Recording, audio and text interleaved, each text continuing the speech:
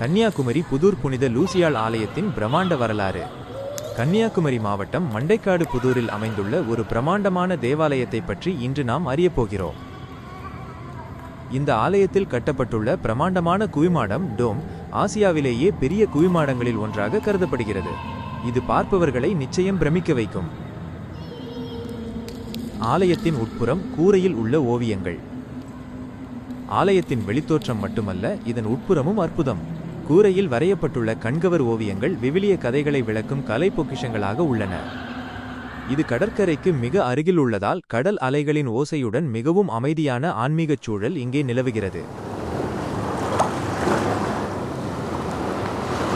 மண்டைக்காடு புதூரில் உள்ள இந்த அழகிய ஆலயத்திற்கு ஒருமுறை சென்று புனித லூசியம்மாளின் ஆசியை பெற்று இந்த கலை பொக்கிஷத்தை கண்டு வாருங்கள்.